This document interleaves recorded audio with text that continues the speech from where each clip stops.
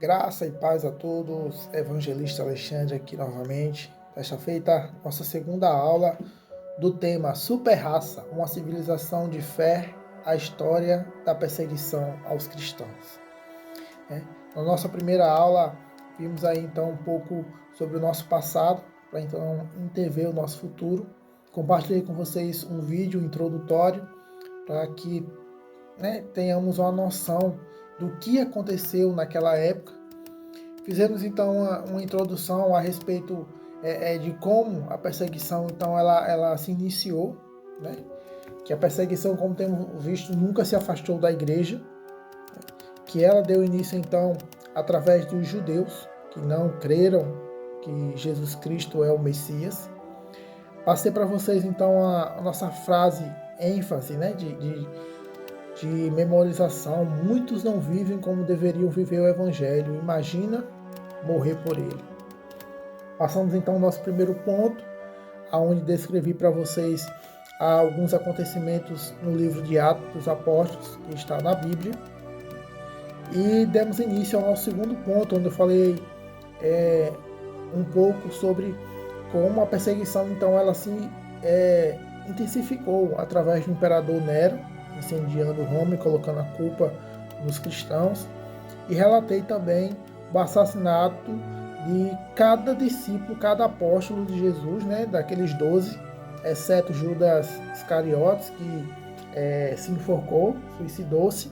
Matias ficou no seu lugar, mas também ali foi contado juntamente com os 12, e Paulo também, né, somando aí 12 mais 1, Paulo como o apóstolo dos gentios. E dando sequência então a esse nosso segundo ponto,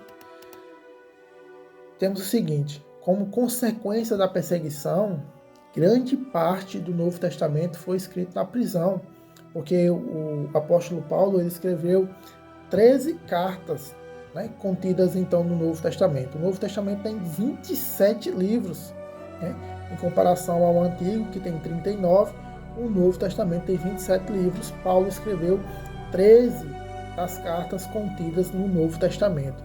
E a maioria dessas cartas foram então escritas no seu período de prisão, quando ele estava então preso. Tem até um filme muito bom que está na Netflix, na Amazon Prime, é esse filme aí, né?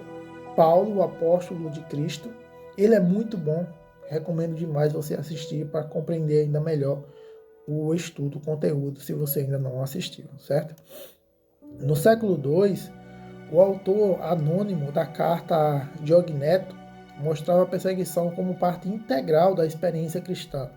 Ele escreveu referindo-se aos cristãos que eles amam a todos, mas são perseguidos por todos. São desconhecidos e condenados. Recebem a pena de morte e ganham a vida. Essa foi uma carta anônima, né?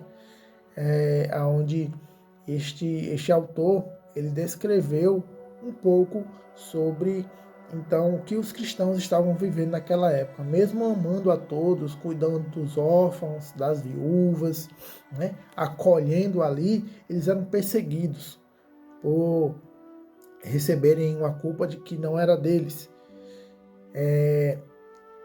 Desconhecidos, ninguém dava valor, mesmo assim condenados. Recebiam a pena de morte, mas ganhavam a vida, que é a vida eterna, morrendo, né? Então, pelo Evangelho. A igreja primitiva teve um rápido crescimento e sofreu repetidos períodos de perseguição. Abre aspas.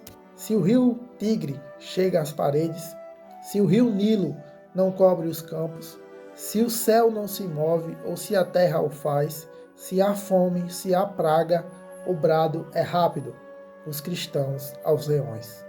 Escreveu Tertuliano a respeito dos cristãos, pois eram apontados como culpados por tudo que acontecia de errado no Império Romano.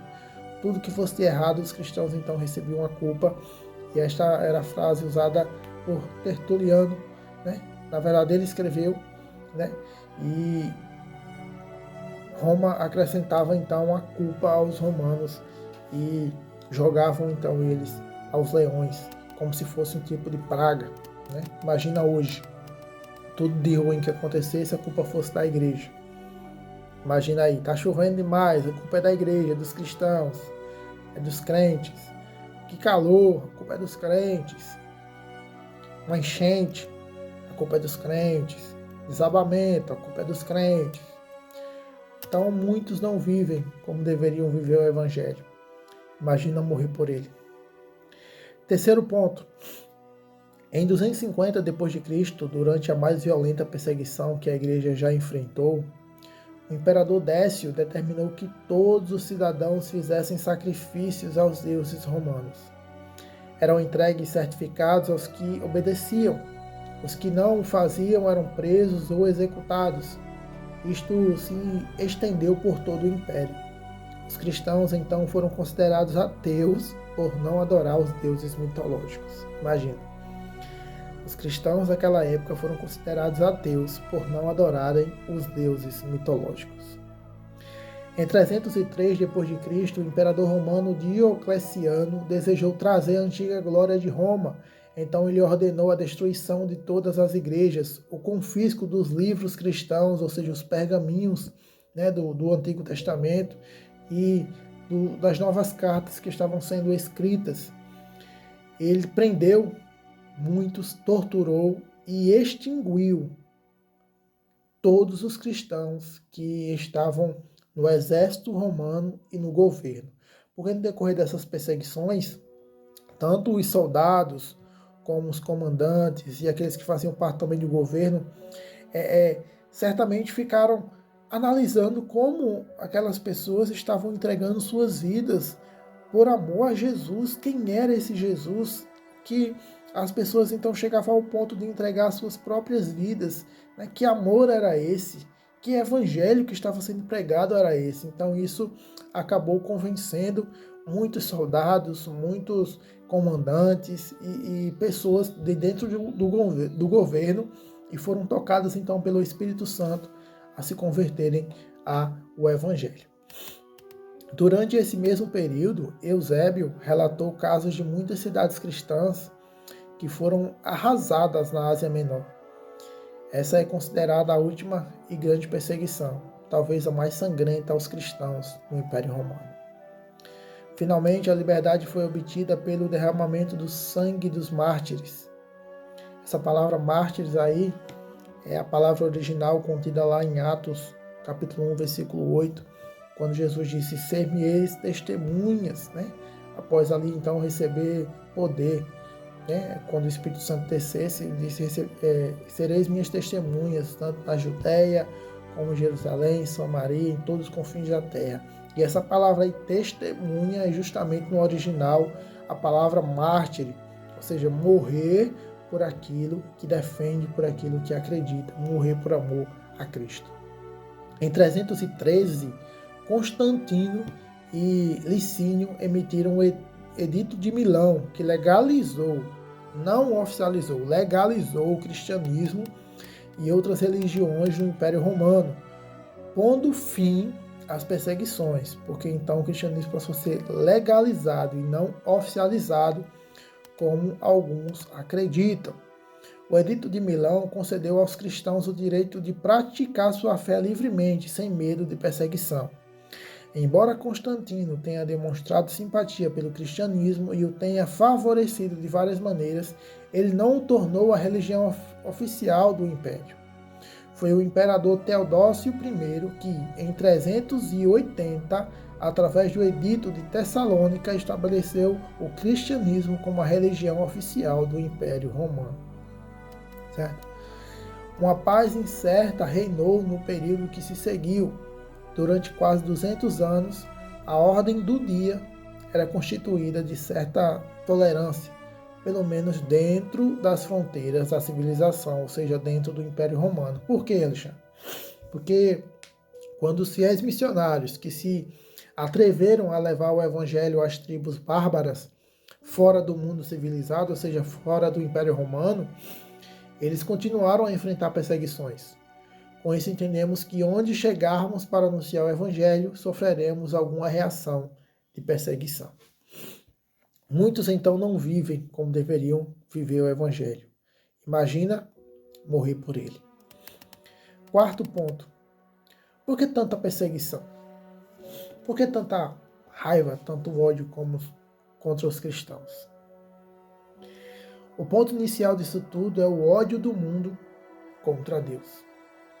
A Bíblia nos diz que todo aquele que faz a vontade da carne é inimigo de Deus. Lá em Romanos capítulo 8, a partir do versículo 7, o apóstolo Paulo vai dizer: pois a mentalidade da natureza humana é sempre inimiga de Deus. Nunca obedeceu às leis de Deus e nunca obedecerá. Por isso, aqueles que ainda estão sob o domínio de sua natureza humana não podem agradar a Deus. João capítulo 1, versículo 10. Veio ao mundo que ele criou, mas o mundo não o reconheceu. Veio ao seu próprio povo e eles o rejeitaram. Isso está se referindo ao nosso Senhor Jesus Cristo. Ele veio ao mundo que criou, mas o mundo não o reconheceu. Por ignorância, falta de conhecimento, como Oséias diz, né? O meu povo perece por falta de conhecimento. Então, por essa falta de conhecimento, veio então o ódio, né? E esse próprio povo rejeitou o Senhor Jesus. João 3,19 em diante vai dizer: e a condenação se baseia nisto. A luz de Deus veio ao mundo, Jesus Cristo. Mas as pessoas amaram mais a escuridão que a luz, porque seus atos eram maus. Jesus confrontava o pecado, né? Ali pregando a sua palavra, dizia para que se arrependessem. Muitos não queriam se arrepender, queriam continuar na prática do mal, e hoje não é diferente. Então, quem pratica o mal odeia a luz e não se aproxima dela, pois teme que seus pecados sejam expostos. Mas quem pratica a verdade se aproxima da luz, para que outros vejam que ele faz a vontade de Deus.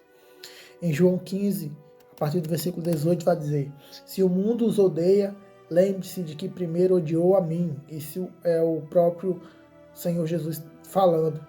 O mundo os amaria se pertencessem a ele, mas vocês já não fazem parte do mundo. Eu os escolhi para que não mais pertençam ao mundo, e por isso o mundo os odeia. O fato é que, se a raça humana tivesse o poder de matar a Deus, isso teria acontecido. O exemplo está no que fizeram com o nosso Senhor Jesus, né? O próprio Deus, em forma corpórea, veio à Terra, né, através do seu Filho, e o ser humano ele teve então a audácia, né, a coragem de matar o Filho de Deus, de matar o Senhor Jesus, alegando blasfêmia, né? Isso envolve a falta de conhecimento, a falta de intimidade com Deus e o ódio contra Deus. É algo muito sério. Paulo vai dizer então ao seu filho na fé, Timóteo, lá em sua segunda carta, capítulo 3, versículo 12. Sim, e todos que desejam ter uma vida de devoção em Cristo Jesus sofrerão perseguições. Nosso quinto ponto, vamos falar então sobre o século XXI, nosso século atual, o século que vivemos, né? A atualidade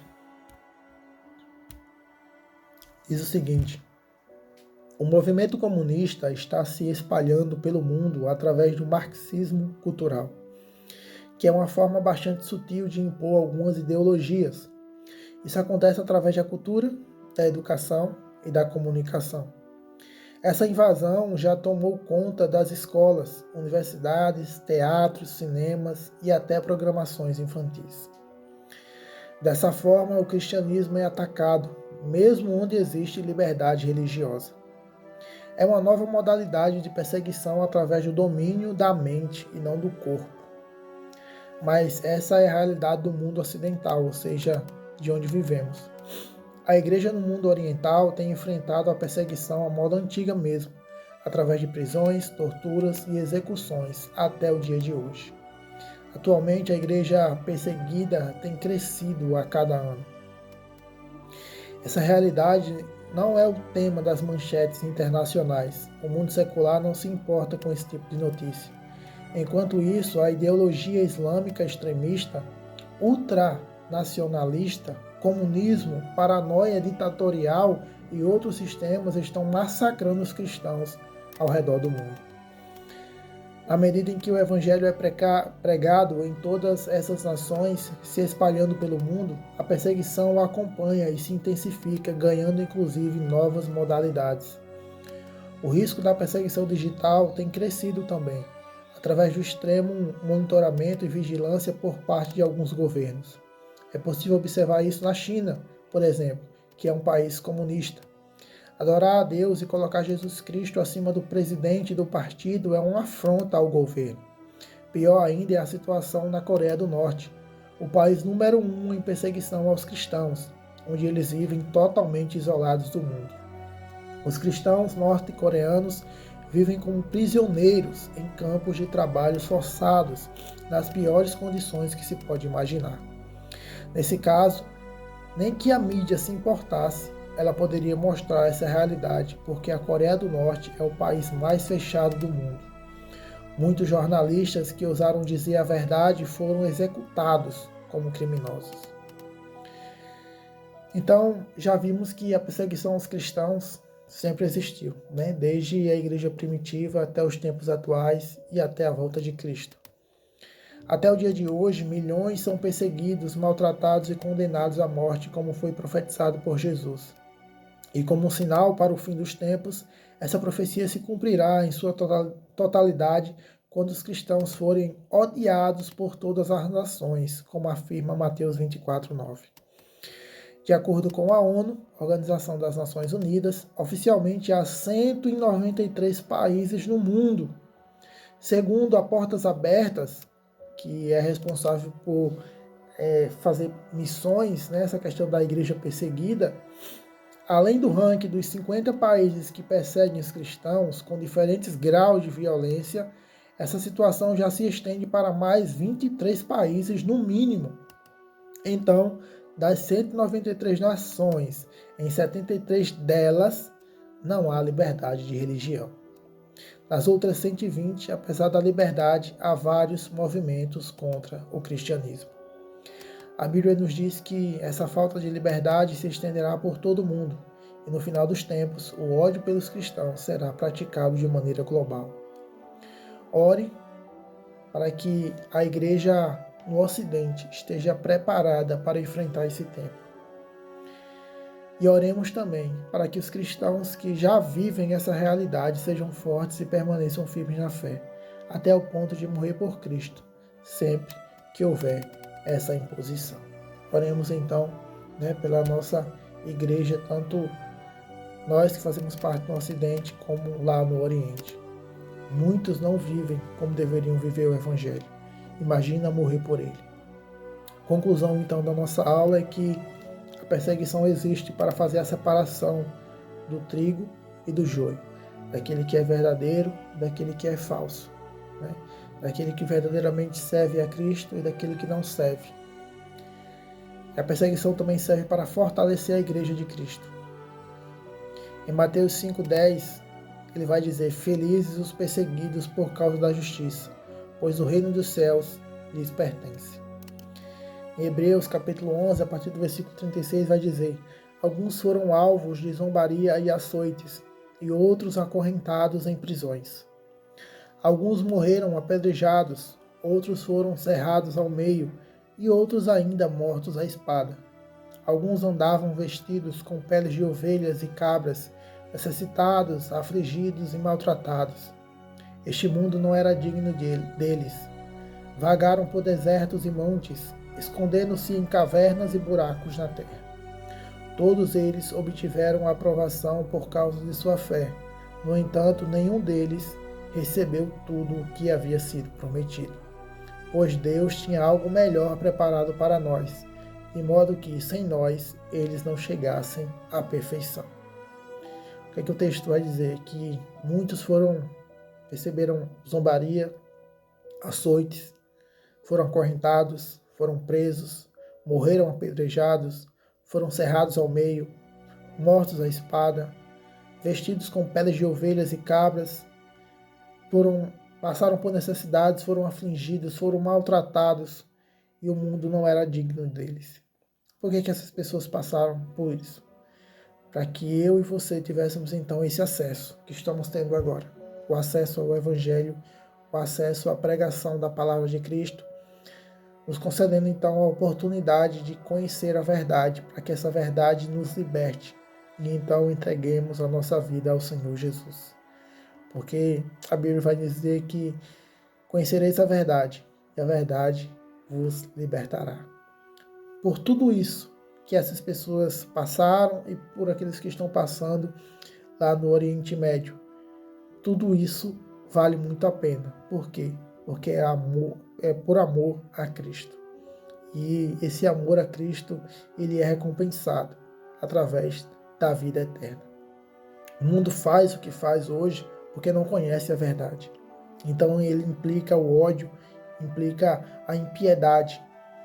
Mas Jesus ele veio para trazer o amor, e esse amor com abundância. Em nome de Jesus, eu apresento a tua vida diante do Senhor. Que este estudo venha fazer efeito para ti, que você reflita para você que é cristão, como está vivendo o Evangelho, para que você, e você que não é, não tema a perseguição, porque isso aqui, ó, corpo é matéria. O Senhor Jesus vai dizer: não temam aqueles que podem matar o corpo, porém temei aquele que tanto pode matar o corpo como enviar a alma para o inferno, que é o próprio Deus. Que possamos entregar nossa vida ao Senhor Jesus, confessá-lo em todo tempo como Senhor e Salvador de nossa vida e vivermos uma vida diferente. Em um podcast determinado, se eu não me engano, muçulmano ou islâmico, ele disse: o que é que Jesus pode influenciar na vida dos jovens? O que é que isso muda? Muda pelo fato de que quando vivemos em Cristo somos nova criatura. A palavra santidade significa separação.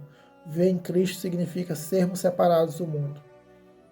Então, para você que ainda não aceitou o Senhor Jesus, não no sentido de aceitar porque você é melhor do que Ele, não. No sentido de você receber, porque o presente que Ele nos deu pode ser rejeitado. O presente, você decide se vai aceitar o presente, que é a graça, um favor imerecido, aquilo que Ele fez por mim e por você, ou se você vai negar, então, esse presente que Ele nos dá para viver do jeito que você quer. Mas aceitando o presente, saiba que você precisa então viver da maneira como Ele quer que você viva. Amém? Que o Senhor Deus vos abençoe e que este estudo tão somente tenha surgido efeito em sua vida. Fiquem na paz e até um próximo estudo, na medida que o Espírito Santo então me incomodar para fazer tal conteúdo. Fiquem na paz.